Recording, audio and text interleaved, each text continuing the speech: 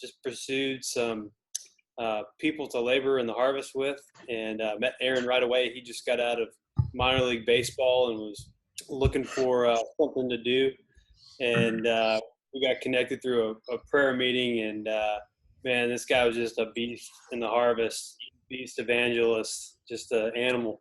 So I was like, man, I gotta partner up with this guy. So we began to work together pretty fast, and just going out and into the areas of DFW, and engaging people with the gospel, praying for them, and telling them about Jesus, and just began to work together and try to figure some things out and get connected to some other people in the United States just that are doing this. Growing up in Dallas, I didn't know Jesus. I had a lot of people that in my life that were Christian, but I never heard the gospel until I was 22. And so I just kind of early in my walk with Christ, about 10 years ago, I just kind of resolved that I didn't want what happened to me to happen to others, to go their whole lives without hearing about Jesus, And so I think just what draws us together is that we believe that we believe the gospel. It's true. If the gospel is true, we have to share it. And so all the other stuff, the four fields, all of it hinges on that message. It comes down to the word of God being proclaimed. And so I think that's what draws us together. And, all the strategies and the tools and those things are a supplement. They're great.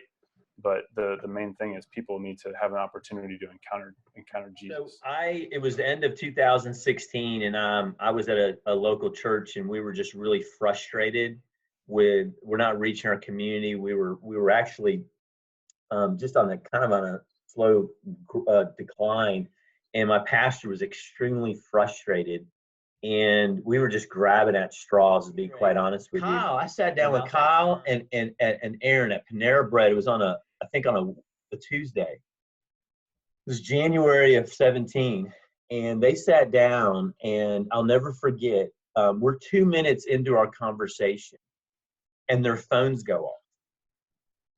And they go, "Can we just stop?" And I'm like, "What? Why?" And they go, "I want to pray right now." And I'm like, "That's kind of rude." It was 10:02. So he prays, but it really left an impression on me. And because they prayed, Lord of the harvest, send out laborers. And so the next few moments, he kind of explained what they're doing. And I understood just a little bit of it, but what I loved about him is their passion. And he showed me some four fields thing, didn't really connect with me. And from that point forward, the next thing I remember is I mentioned apartment complex was a whole nother story that was begging for us to come in. And Kyle says, "I tell you what are you doing next?" I think Kyle said, "What are you doing next Tuesday?" He said, "Let's go over to that apartment complex and you just watch what I do." And I'm like, okay. And then the rest. One thing that just, I think, binds us is the burden for lostness. But it is the commitment, I think, to the scriptures and believing that the word of God is showing us how to reach people far from God and reach an area. And so we're committed to that. We're committed to the word of God. We're committed to the Bible. We're committed to, do what it says and find our strategy, find our answers from what Jesus did. Well, there's 7.2 million people in the Metroplex, 5.5 million lost people far from God. So that means there's 1.7 million, at least in name, Christians. And so early on, Kyle and I spent a lot of time doing direct engagement among unreached people groups, mostly South Asians in the Metroplex.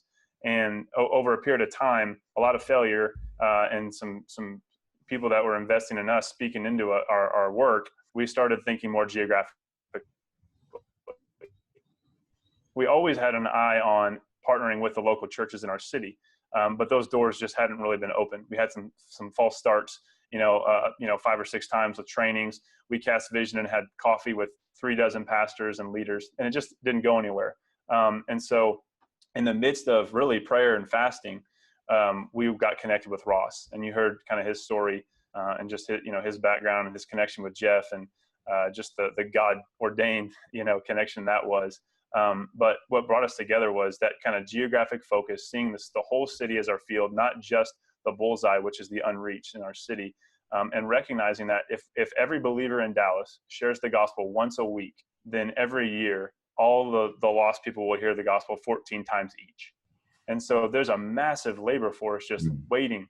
And as we've done trainings and as we've modeled for people, man, people in our city are dying to experience Jesus. They really are. They want to make disciples. They want to share the gospel. There's just barriers. And so we see it as our responsibility to help remove those barriers, to love people, to model for them, to help them. And Ross was really the first, in his church was the first really legacy church that really engaged with us. And that partnership is extremely strong. And there's so many other churches that we've been able to have significant partnersits and relationships with as a result of that. One step back. That apartment complex that me and Kyle went to back in January of 17. Let me tell you a little story there. Of several weeks before, somebody in our church, a layman, he's over a Spanish work here, drove over to that church or that apartment complex, knocked on the apartment manager's door to try to reach some Hispanic believers or Hispanic people in that community. And the manager was like, you know what, we really don't have that many Hispanic people over here, but you know, we need a church over here helping us with all these kids running around. And so he came back to my pastor and said, hey, there's nothing for me to do over here, but this apartment is begging for a church to come into this complex. And so I went over there, and sure enough, the manager was just falling all over herself with a cigarette in her mouth, saying, you guys need to get over here and do something. You're right, And I'm like, yeah, I don't know what we're going to do. And so we're all sitting on the steps of the manager's office, and she looks out, and I'm standing there. I'm getting ready to get in my car, and I go, oh my goodness, you can see our steeple from your office. She goes, yeah. Let me tell you the story. She goes, right before your guy from your church came in, we had a storm that night, and it blew down all these trees, and it knocked over the trees that we could see. We could see your steeple. And I came out that morning, and I go, that church needs to be over here doing something. And then that guy from your church came over that next day. And so I tell you that story is because there was an apartment complex, an entry, Field 1, was begging us to come in there. Now, we were going to go in there and do all the typical stuff, a block party, do something that was real mercy ministry. Well, right at that time that they were begging us to come in, I get introduced to Kyle, and he introduces me to Field 2, 3, and 4, which I had no idea I was going to do that. And so that was really a strategy that God gave Kyle and Aaron, that they came along. And then it was like a match made in heaven. And we went over there, and we saw that was the entry into our community. So, and our people saw that this was truly a strategy and God opening a door. Well, Kyle and Aaron, they were fasting, and they said, hey, come, we're going to come train your church. So I reluctantly agreed. I didn't know what I was getting myself into. I had no idea. So one Saturday, we mocked out a date sometime in February, March, and he said, give me the whole Saturday. And I was like, you're crazy. No one's going to come do a Saturday training for all day long. And he's like, that's what it's going to take. And so I go, okay. So I cashed all my chips in and invited as many people as I could. We ended up with 44 people that showed up for a whole day Saturday training, and Kyle and Aaron did it, and they did an exceptional job. The thing is, I never told anybody in that training that they were going to go out and knock on doors. No one knew that except for maybe 2 or 3 people. And so when we got to that point of the training, I could feel the tension. But we went out, and God showed up. And so we sent out teams of 3, and most of them were extremely nervous. Kyle and Aaron, jump in. You guys were right there. I mean, they were apprehensive. You could feel that there was people sweating. They were afraid. I'll give you one example. A lady went out with me. Her name is Ann Britton, who's since become really a great trainer. She was getting emotionally like she was going to throw up. People had never done this. So we come back. I came back early that day, or I came back early. We were supposed to be out for an hour and 30 minutes. I came back about an hour and 50 minutes. And I fully expected to come back to a room full of people extremely upset with me. Like, how dare you pull a bait and switch on us? We were here for training. And I came back to an empty room. And I thought either that's really good or really bad. Turned out to be really good. So I sat there at the front of the room and I just watched one group come in at a time. And they're laughing, they're high-fiving, couple are weeping. And I'm just sitting there going, what is going on? And so people started coming up and telling me stories. And at that point, there's about 5 people deep going, let me tell you this. And I go, well, tell you what, just sit down and let's just all hear it at once. I never thought of a report time. It never occurred to me. Now we do that we do it twice a week now. And everybody sat down, we went group by group, and every single group had a significant interaction in the harvest. And it was just like, I'd never seen anything like it. It was like an Acts 2 type of awe. And so that was Saturday. Sunday morning, I come to church, and all I can tell you is there's a buzz in our church. I literally was walking the halls, and I had at least 5 to 10, and maybe 8 to 10 people come up to me going, what happened yesterday that weren't at the training? What happened? Tell me about it. Because my friend was telling me about it. It went viral in our church immediately. And what happened is exactly what Aaron said. They experienced Christ in the harvest, like they had never experienced Christ like this. And so it just created a buzz like nothing I've ever seen in my life. I've never seen anything like this. So, yeah, it's really amazing. Just the ripple effect that's happened at First Baptist Church Allen. People outside of that church and other churches that they have relationships with are hearing the stories. They're hearing what God is doing in the church among the people, what's being encountered in the community, people coming to Christ. And so they've actually have become very, very good at training. They have their own training teams in their church, and they offer a monthly training that they invite anyone and everyone to come to from all over the Metroplex. And so other churches are coming to experience the training, but also the harvest time. And as was mentioned many times, the harvest time is really what impacts people. That's where the paradigm shift happens, because people meet Jesus in the harvest. They intersect people's lives as people are, you guys have encountered people, attempting suicide, so many just God opportunities, and these stories are getting out. So other churches are starting to, want the training, wanting this to be a part of their church as well. So what's really been neat is First Baptist Church Allen is now training other churches, and so that vision is now being carried across to other sister churches in the Metroplex. And they are now starting to train their own people and starting efforts to impact lostness around their church. But again, the byproduct of what they're seeing is, yes, people are encountering Christ in the community, but the spiritual depth in the experience of Christ in the lives of the church people are through the roof. We've got one gentleman that is with another church that has asked us to come train, and we've been taking him out into the community and caring for people with prayer and sharing our story and God's story.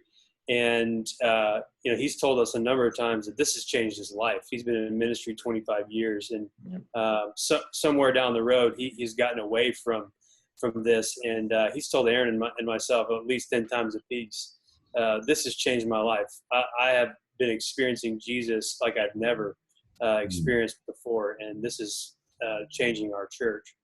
So it's beginning to become viral among the bride in Dallas. And that's what we've been praying for. That's what we've been fasting for. There's this sleeping giant in the Metroplex just waiting to be released. And just the encounter with the Lord and just the encounter with the gospel is transformational. It's really I was sitting there talking to a guy at the in the welcome area of our church, and there's this lady standing behind him, And I could tell she was trying to get my attention. And I was just waiting for this other guy to kind of be quiet so I could break away. And he finally stopped. And there was a stop in the conversation. So she kind of made her way toward me, and she looked at me and said, "Do you remember me?" I said, "No, I really don't." And I kind of knew where she was going. She goes, "You knocked on my door a couple months ago." And I said, "Okay, well, cool." She goes, "And here I am." And I said, "Well, that's great." And she goes, "I really loved your worship service." I said, "You interested in coming to a group?" She said, "Yeah." So I started walking her a group. And she said, "Let me tell you something. I didn't tell you this when you guys knocked on my door," but she goes, "I've been praying for weeks. And that day, God, will you show me what the next step is? I feel like I've stalled out in my faith. I don't know what to do. I don't know where to go." And she goes, "You guys have been show up my door." And it was like, he goes, "This is 48 hours ago." She's telling me. So that happened just yesterday. Okay. Last Wednesday, my wife is out in the harvest. She knocked on the door of this girl. A 25-year-old comes to the door, and we do our thing, pray that we get into the 3 circles. So my wife starts to show the 3 circles, and she stops her because I've seen this. And she goes, "But continue going on. I want to see it again." My wife's like, "Okay." So she finishes it out, and she goes, "Let me tell you, you guys knocked on my boyfriend's door sometime in the past. She didn't know. She didn't tell when or how." She goes, "And you shared the 3 circles with him, and he kept the card and has since shared it with me." Okay, so now we get to the girlfriend, and she eventually opened up. She's a Mormon. She's really frustrated in the Mormon faith, trying to keep the rules. And her boyfriend have been talking about this, and they feel like this might be something they need to look into. And so that happened last Wednesday.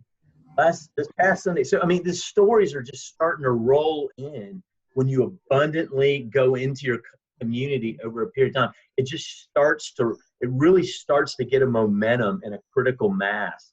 And we're starting to see those stories almost once to twice a week now. But it's taken a year and a half being in the harvest.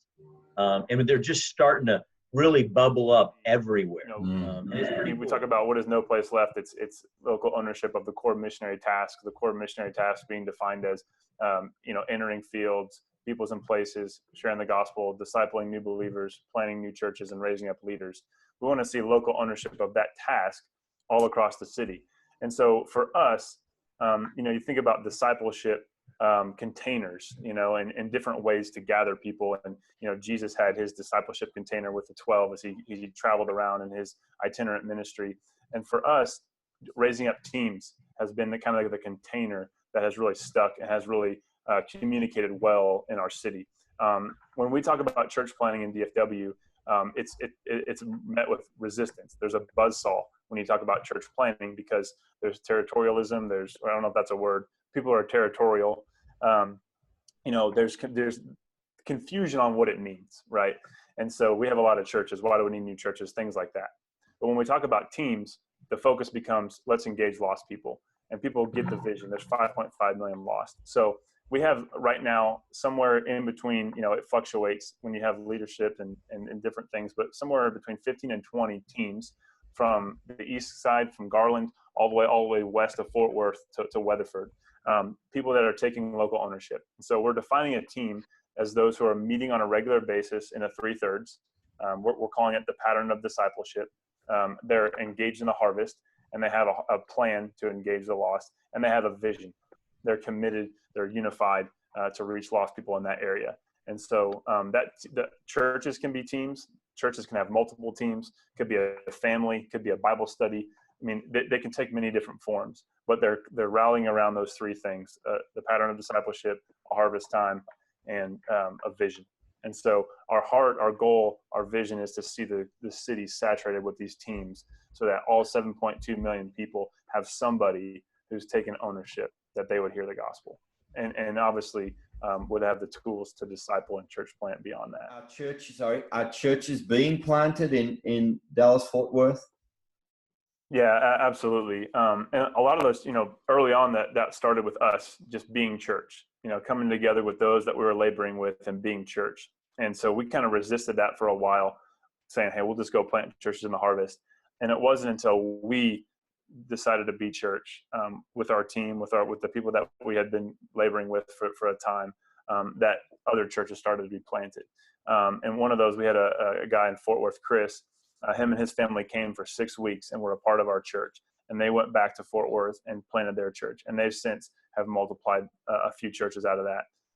And then just, in different harvest fields, we're seeing sometimes it's the yellow lights, the people that aren't committed. Sometimes they have a Christian background, but just gathering some of those people together. And so just down the street from where we are right now, for the last 16 months, there's been a church meeting, and a man from Uganda opened up his home, House of Peace. And there's been a church meeting in his home for the last 16 months. And that church has seen many, many people come to Christ. They've seen several of those people get baptized. The discipleship is sometimes it sticks, sometimes it doesn't with some of those folks. But the goal of those teams is certainly to impact lostness, and the result of that is going to be new disciples and new churches. And so that's one of those things where just that language communicating, starting with one and letting the byproduct, kind of like with Ross, the discipleship within their church, seeing the health of that increase is now bubbling out over into the community. The same thing with that team vision. People are coming alongside of each other with that vision, and they're using those tools. And the end result is they're going to make disciples and plant churches in the community. And so we're seeing that. It's hundreds of people that have come to Christ.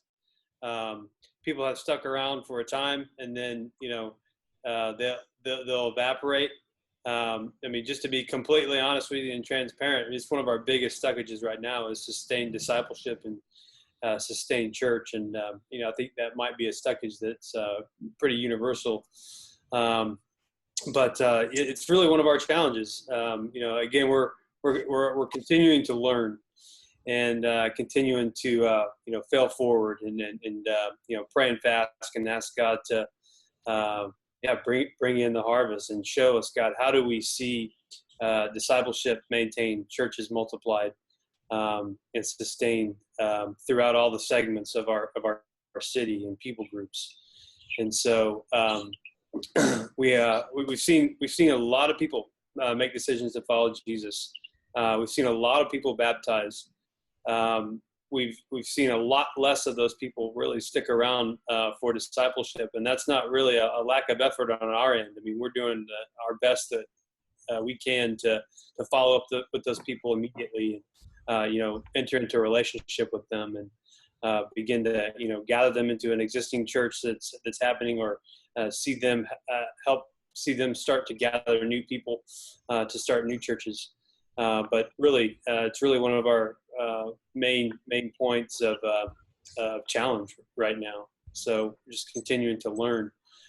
There is a brother in Fort Worth. We'll just call him Peter. He's a cross-cultural guy from South Asia and very gifted practitioner. He is seeing probably some of the most fruit possibly in North America, especially among refugee populations. He's seen about, I think it's 800 people baptized in the last 8 years, and seeing lots of churches started and sustained. And so we're learning from him. How can we begin to deploy these same types of practices that he's doing?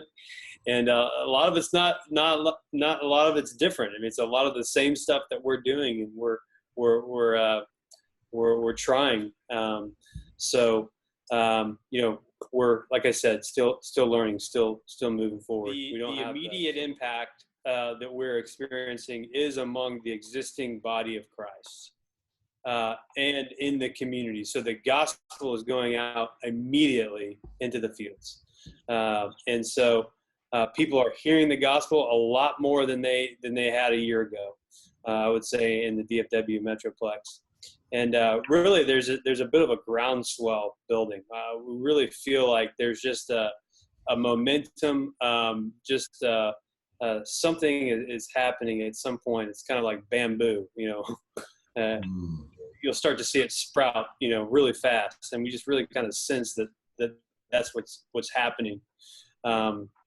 And there's just this army of laborers that's being built up to be confident on who to share with, what to say, and what to do when people say yes, and even gather them into church and help that church grow healthy and develop leaders to begin to reproduce that. And we just feel like as we get more and more laborers out there that are competent to be able to obey all of the Great Commission, it's just a matter of time that God's going to blow, the wind's going to blow, and we'll see a great movement of God. What And Kyle's so we're just mentioned believing is that other churches are now coming to us and going, okay, what did you do?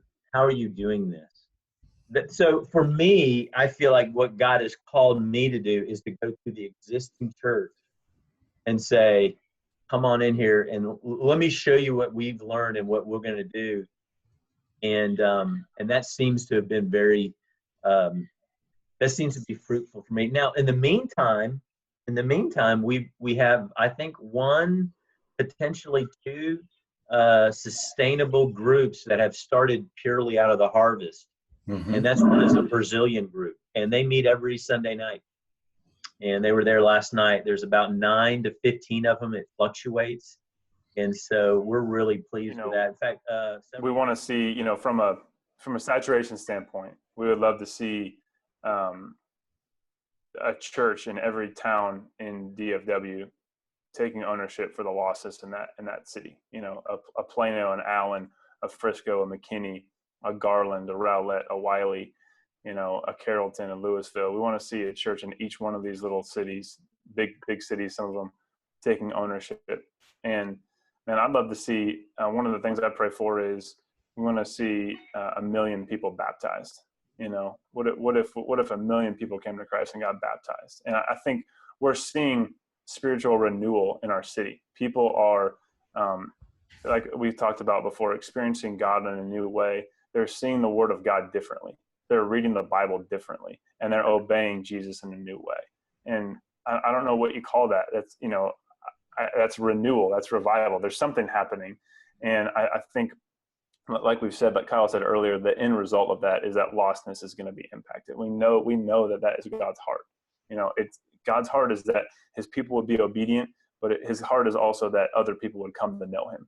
And so we're ecstatic about what God's doing in the church, but we don't think he's doing something in the church to stop there. He's doing something in the church to impact lost people. And so someone's going to reap something somewhere down the line. It might not be us. I am fully convinced that I might be dead or long gone, but someone's going to reap the work that these two guys have done. And it's going to be way downstream. But I believe in my heart that we are sowing something that's going to be reaped in another season. And I might see it, I might never see it. But I really do believe that. I sense that in my heart that God's going to do something. Dallas is an increasingly global city. Some of the hardest people groups in the world to reach live in our city. And we're trusting God that we're going to see a multiplying church among every people group in our city. And we believe that God can cascade those movements across the ocean, and we're believing God. I'm believing God for my neighbors from South Asia, and God's already working in their life through their circumstances, and we've gotten opportunities to share with them. And so, we're already seeing just little glimmers, and we're just believing God that, we're going to see the Great Commission accomplished in our lifetime, and we're believing God for that, and we're going to play our part in DFW.